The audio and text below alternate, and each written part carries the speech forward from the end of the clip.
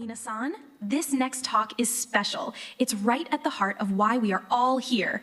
Please welcome the founder of TenguCon himself, Tripp, aka Cicada.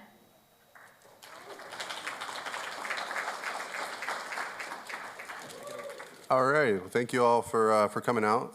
This has been year 2 of TenguCon. Obviously, it's bigger than last year. Last year was put together pretty quickly. This year was put together a little less quickly. Next year, we're aiming to do even less quickly, so expect bigger things. All good. All right, so today I'm talking about how hackers will save the world. And it sounds dramatic, but let me explain. So this whole thing, everything we're doing here, all started off with a backpack full of chicken. So in 2022 at AV Tokyo, the borders of Japan had just reopened after the pandemic, and I had some friends come into town. We decided, hey, let's go to AV Tokyo. And if it's tomorrow, so I encourage you all to go, please. It's a great conference. But it's sort of an all-day, no drink, no hack, no mihodai party. But we arrived a couple hours early. We realized, okay, let's kill some time. Let's go get some chicken and some beer. And we had more beer than we had chicken until we ordered too much chicken. And now prior to the pandemic, that's the important part here, Japan did not have to-go boxes as a readily available thing. So if you ordered too much, you just had to leave it or throw it away. So I wandered over to the konbini next door, got a trash bag, brought it back to the table. We're stuffing all the chicken into the trash bag, and the waiter comes over and says, hey, do you need a to-go box? We're like, no, we're already committed at this point.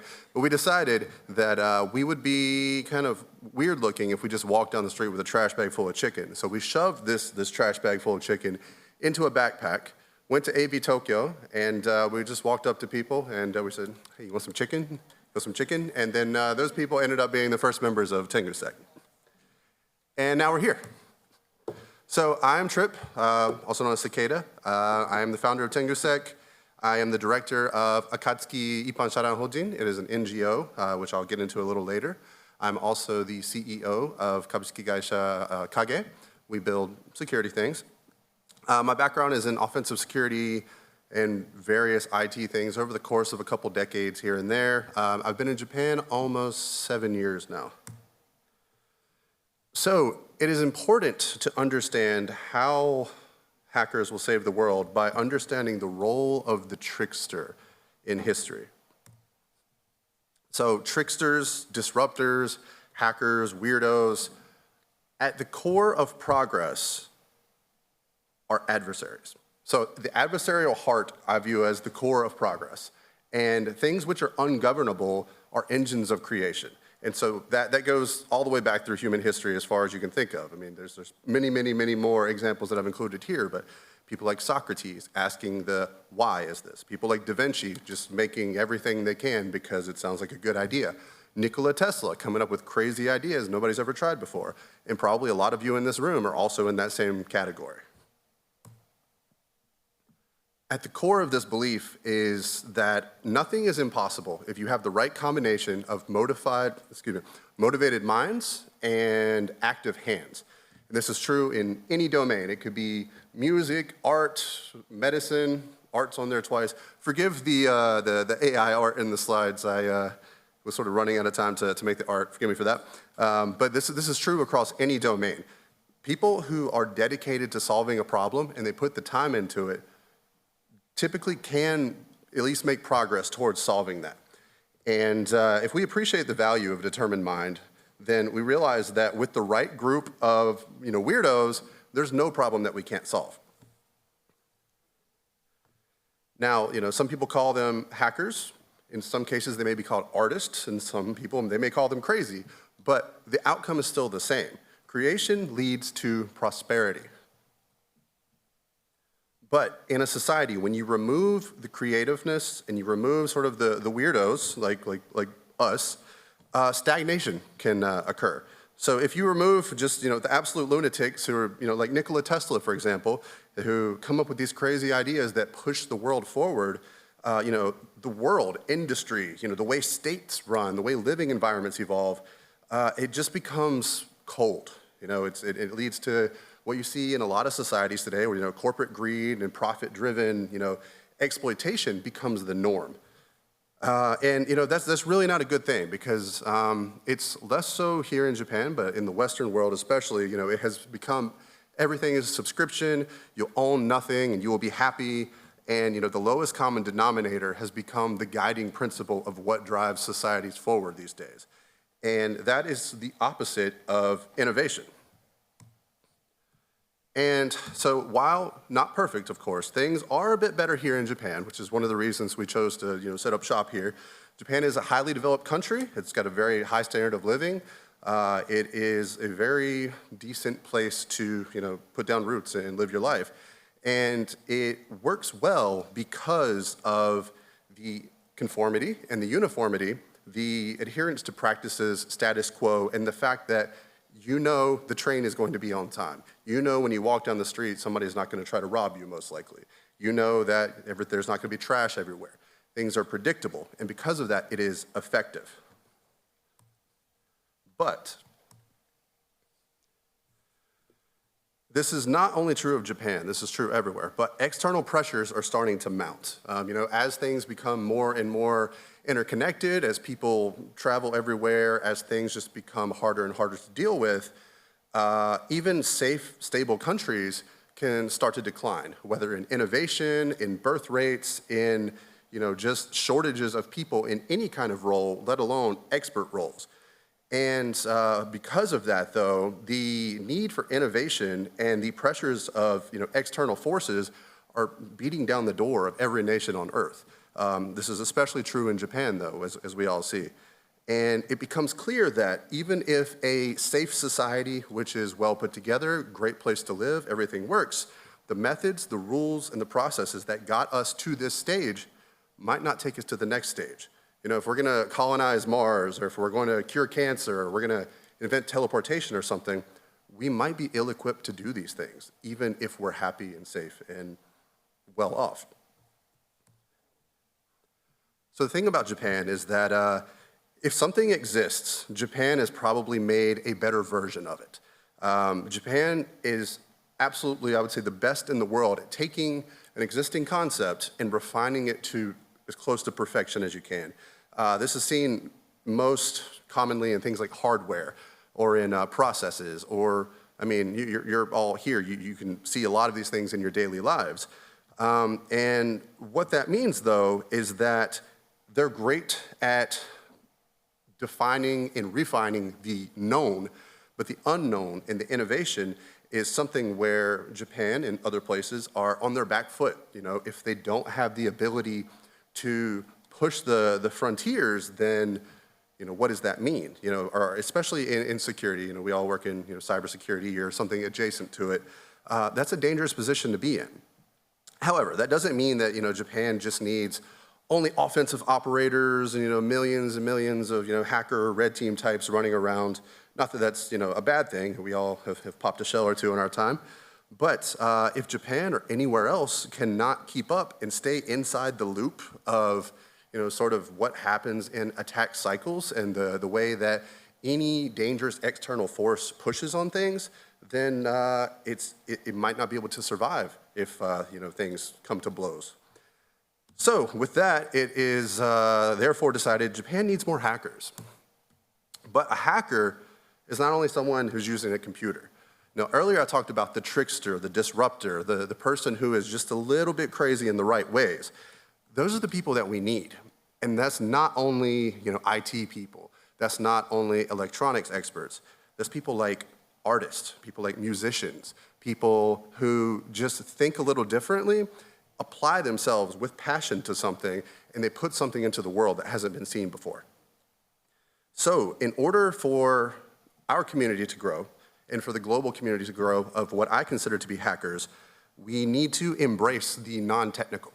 We need to cross-pollinate ideas, because if technology or the right way to manage the society or the right way to recruit people to work in companies or to come into fields or to study specific topics remains in a very tight box, then we cannot build more people like us. We are all here because we chose to be, but there are many people who may not even know these options exist. This is one of the reasons we started TenguSec. The initial founding event was very accidental, but the concept was something we've been kicking around for a while. And on the day of the backpack chicken, it sort of solidified into a thing. We realized we need to build a tribe of people who think like us and are weird like us. And we want to get people from all over the world involved. We want creative minds. We want anybody who has something to put into the world. Even if they don't put it into the world, even if they create something once and they don't share it, they have something interesting to share. And like I was saying, this is not only IT specialists, but artists, musicians, poets, people who write policies, public speakers, leaders, movie directors, everything.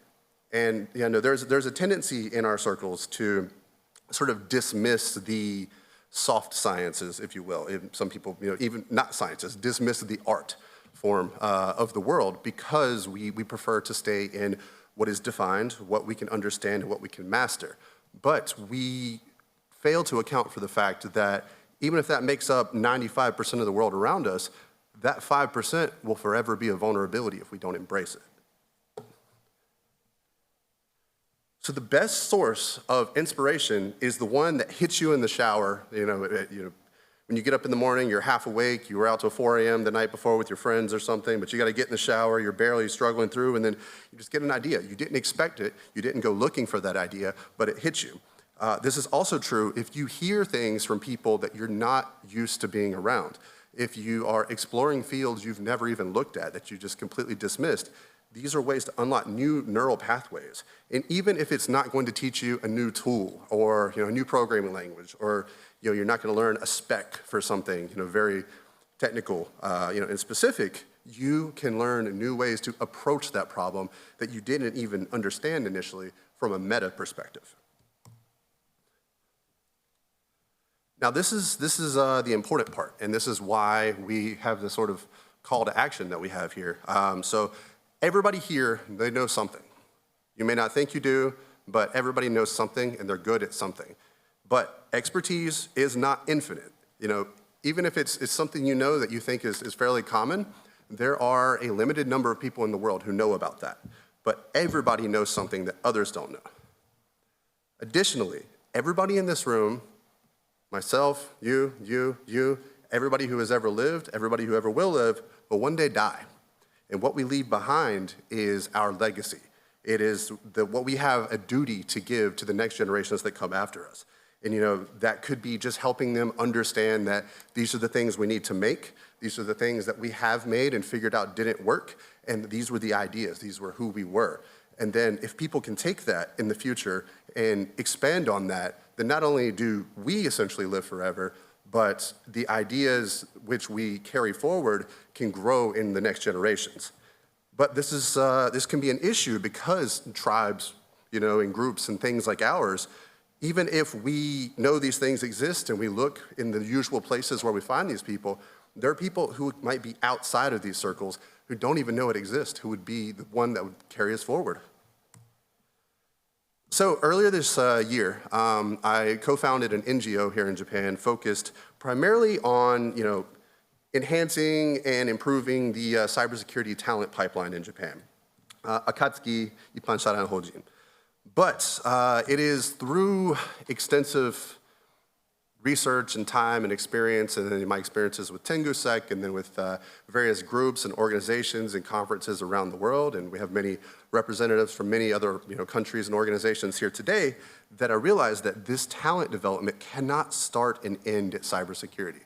If somebody is already trying to do cybersecurity, we're already counting them among us. We have to find people that are not like us, because there are parts of us that are like them, but we don't see the commonalities because we don't talk.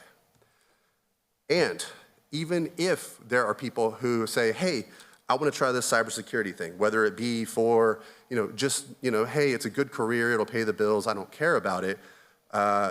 Even if, and this is somewhat rare because it is a difficult thing to do, even if they make it through all their training and all their things, because there is no passion, there's no community, there's no sense of belonging, it's just a job, they'll probably burn out in 18 to 24 months and they leave the field forever and they tell all their friends, no, cybersecurity sucks, don't do that, it was the worst time of my life. And we miss out on those people. And other people that maybe didn't even consider it for financial reasons, but just because they just have no idea what it means, it just sounds completely alien to them, we never hear about those people at all, and they never hear about us. So this is the reason that I think we need to reach out and engage with different creative tribes, because we have a shared DNA. We have that trickster DNA. We have that disruptor DNA. And we have some very, very talented people in this room and in this organization and globally. But we need to find the people that maybe we wouldn't consider as, oh, that's gonna be a great hacker, a great artist, a great poet, a great speaker, a singer, These types of people, they have ways of thinking that we must internalize. And then through that, we can find others who may not consider, the ways that we would do things. But in return, we may learn things from, non-technical communities that we never considered, and it changes the way that we do things. So if we do not break down these silos, we cannot find and build more people to help us grow, to help us build the future. And this is true of anything worthwhile. So I think we need to embrace the non-technical weirdos that, just like us, in order to grow more of them. And this is the reason that I say that hackers can and must save the world. If you know something, and everyone here does, teach someone else, even just one person. One phone call, one message, say, hey, did you know? Now, there are two deadly sins that I've identified in this community, and I think a lot of people have sort of spoken to this in more or less terms over the years, but there's two approaches that can sort of stop this. One is the assumption for all of us that, look, I just learned about this thing, or I know about this thing, but I just assume, yeah, everybody knows about that. Like, I'm a noob, I don't want to do that. And you don't want to look like you're surprised by what you consider to be common knowledge. And this is a psychological bias that can limit what you have to share, even if it's completely unique. There are so many stories that go untold, so many techniques and ingenious exploits even that go to the grave because people assumed, oh, no, this is just common knowledge, it's not worth sharing. But of course, the flip side of this, and I've been in both of these positions myself, and I know them well, but the other is, hey, these are things that I didn't sleep for days. I was working on a terminal for 27 hours straight, and I bled for this knowledge. No one should get it for any less than I did. And that's fine. There is a time and a place for that. And if it serves a vital purpose for you, absolutely carry on. But I would like to encourage everybody to sort of evaluate those two tendencies in yourself and see if you are maybe carrying them forward and giving them more weight than they may be serving you for. But if you can look back at a younger version of yourself and you can say, you know what, if I knew then what I know now and what I had to go through this pain to get, then I encourage you to try to find ways that do not lessen the journey of gaining that knowledge, but maybe make it a little bit easier to get to the destination without compromising. So for that reason, I prefer a try harder because, ABC, rather than like, oh, no, RTFM, figure it out, or like GTFO kind of thing, which is, that's very common, and it serves its purpose. It has served its purpose throughout, the history of hacker culture, because you'll always have, edgy kids who want to come in and say, hey, can you hack my boyfriend's Facebook, or, my mom's phone, I want to like steal her credit card or something, and they just want easy answers. Absolutely, we should be gatekeeping that, because that is not what we're talking about here. We're not talking about handing people loaded guns and just saying, go enjoy yourself. But if we can identify passion and creativity, even if they do not have the technical chops yet to be able to do these things, I think we should internally look at ways that we can help them reach those destinations in a creative way. There is value in the struggle. But if we want our tribes to grow and not shrink before we all leave this planet, we must do better. I firmly believe that if you have, open arms and an open heart and an open mind, to those who are willing to listen and learn, again, don't hand a loaded gun to a kid and say, go have fun just because they asked.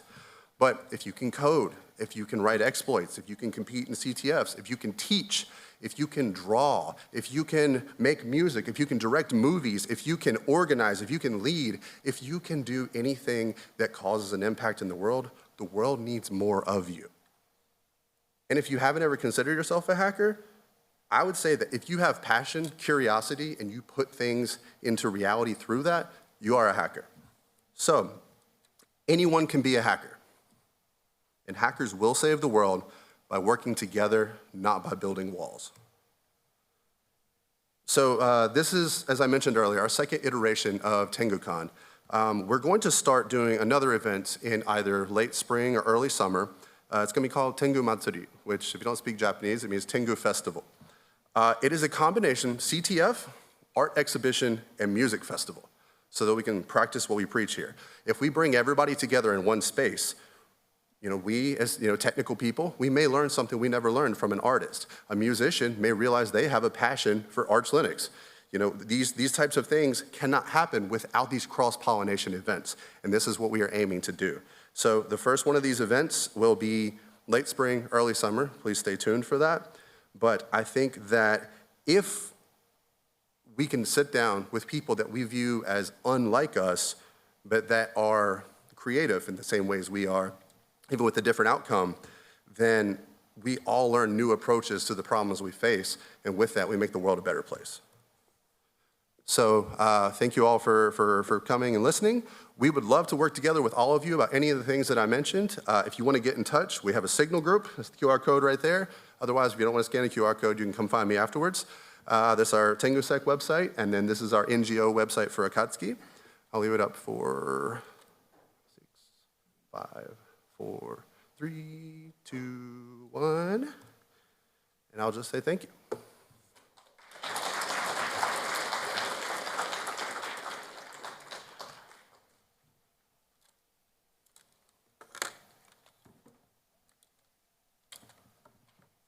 I can't remember, did we do question, answer here, or we just kind of roll with it? Well, find me after if you got any questions. Thank you. Oh, sure, yeah, go for it, sorry. I like the talk, especially what you brought up about a society running effectively, but not necessarily allowing for innovation. And regarding what you said about musicians and poets and bringing people from other fields, you said you bringing events to an upcoming event, but how about starting a village and having hackers and musicians and all those kinds of people? Maybe I'm just throwing it out there. No, that's a great idea. So for everyone who couldn't hear, he said, hosting events is good, but what if we start a village so that this can spread? I think that's a fantastic idea. Tengu Matsuri does not have to be the end-all, be-all of anything. We should make this a village, I think, and we can spread it globally. That's perfect, great idea. So, more of a comment than a question, but I just want to speak to a personal experience that I've had with what Tripp said, which is, if you think that you have some way of thinking, or that there is some skill you have that you want to share, please go out and start the event. Because before, just full disclosure, I work for Akatsuki now. I work with Akatsuki and Ada now. We love you, John. Yeah, I've been part of TenguSec for a couple years. But before TenguSec, I lived in Tokyo for 12 years, looking for a Linux user group, looking for some kind of just self-hosting community, looking for just somewhere where I could try out cybersecurity stuff. I did not find one. And when COVID happened, I didn't find, we couldn't go, a lot of places were closed, we couldn't go outside. And then this started, and I had lost all hope, just thinking about it. I just lost all chance. I was like, everyone in Japan uses Microsoft. I literally thought things like that. I literally did. Don't say such terrible things. And it was wrong to think that. And everyone here is proof of that. Because this event started, and these people started, and we started doing conferences, started coming out, and people who I never thought I would meet in Japan, I now know, like, half the people in my life are those people that I've been looking for. So please, don't ever give up. Like, don't ever give up on doing these events and doing these things. Because there are people out there who want to meet you, and who want to share and contribute, and want to do stuff, and want to do projects. And it could be the most fun you've ever had. So I just want to say, like, thank you, Tripp, thank you, Tengu, thank you for all of this. Because everyone has something to contribute and something they can do. And if you work really hard, and you really want to share it, and you show up, the most important time is when you go to a meetup, and there are 2 other people there who think like you do, or wanted to see you, that you never met. A lot of people, they go to events and they think, I don't have like 50,000 YouTube subscribers. I don't have 1 million subs. Like, who has 1 million subs? You know, like 100 people in the world. I mean, a couple thousand people in the world. The most important moment is when you go to an event and you have 2 people that want to see you, 1 person who wants to see you. So please, just go and try. Go and try. You might find the best friends you've ever had. That's all I want to say. Thanks. Thanks for doing this, Tripp. Thank you, John. That was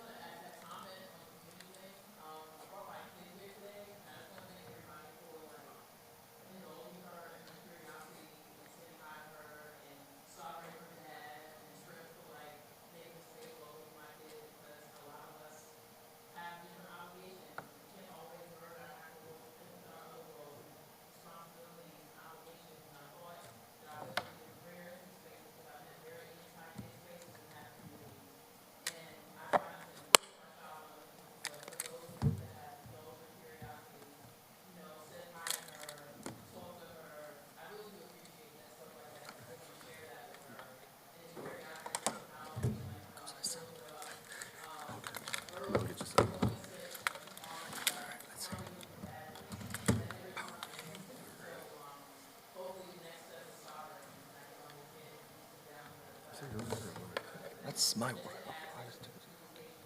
So, yeah.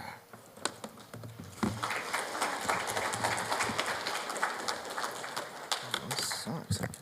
All right, thank you all. No, this has nothing to do with me. This is a community thing. But that's all I got time for now. If you want to talk, let's grab each other after. We've got an intro transition thing, I think, to play, and then we've got our day 2 keynote with Iceman. This is gonna be pretty hype. Let's go.